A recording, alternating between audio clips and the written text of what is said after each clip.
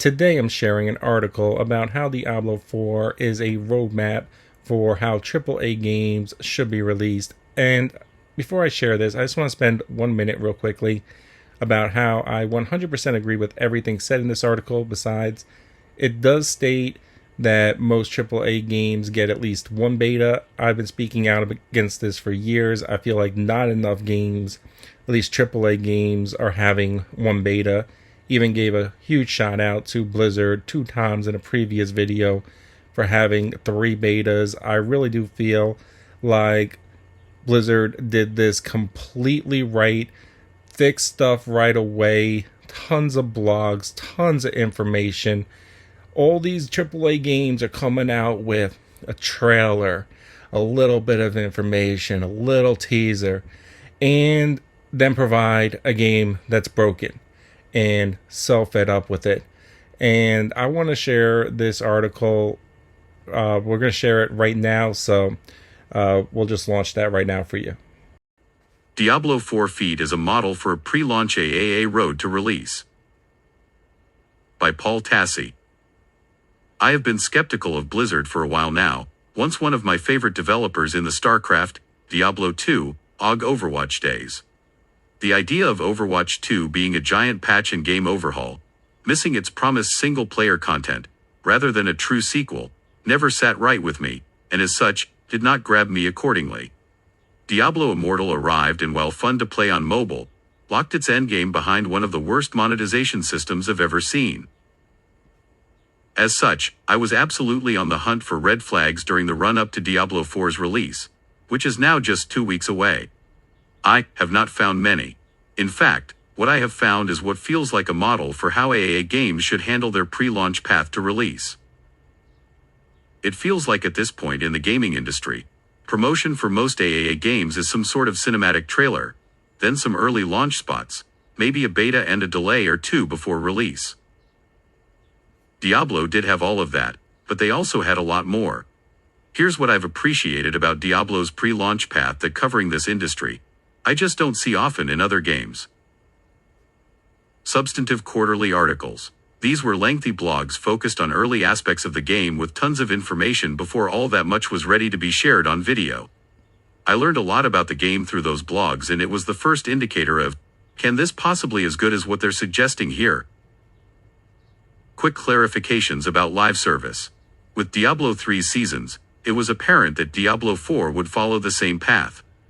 But the team was extremely clear that they were not launching with anything goofy and game-breaking like the auction house. They would also not be following Diablo Immortal's pay-for-power mobile monetization path, and any store or battle pass items would be cosmetic only, about the best you can hope for with most modern live games. And when I wondered aloud about whether this seasonal model would eclipse classic expansions, the head of Diablo himself, Rod Ferguson, was quick to clarify that no, they're still doing those too. 3 substantive betas. Diablo 4 showed off some pretty huge chunks of the game with 3 different betas, the last one deemed a server slam. As expected, they had some connectivity issues, but overall it was a really solid preview of the game and all the classes, full access to the entire first zone, multiple dungeons and even a buffed legendary drop rate so some of the more interesting gear could be seen at lower levels. The betas even had things like community world events for exclusive cosmetics ahead of release. Extremely cool, and very reassuring about the final product.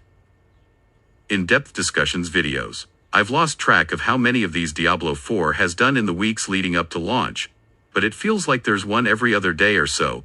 Team members discussing loot, class trees, cosmetics, the seasonal model, and now we've moved on to the surprisingly good story we previewed in the betas. It's a lot more than we usually see. Extremely fast, reactive patches.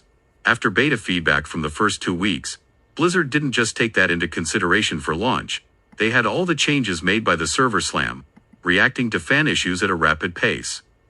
But past that, after one nerf clearly felt bad during the slam, they buffed Necromancer skeletons back to their former strength within hours. It sets a standard for a very reactive live game that will not debate endless about nerfs and buffs for months before changing what clearly needs to be changed. My biggest concern about Diablo 4 remains how the game will launch. and whether we will have days and days of server and stability issues from the massive launch influx of players. But after all this previewing, I have very few concerns about the game itself, which given my view of Blizzard these past few years, is nothing short of a miracle.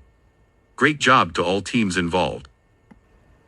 And that's the end of the article. Once again, I want to give a huge shout out to Blizzard for 3 betas, putting out information, listening to the community, changing something that a lot of people weren't happy with and didn't really affect the game, changing that within 6 hours of the end of the beta. Props to you. Other devs, once again, jump on this bandwagon. I want to see at least 1 beta from every one of you. If you liked the video, leave a like, comment, share. It helps others find the video. I hope this helped.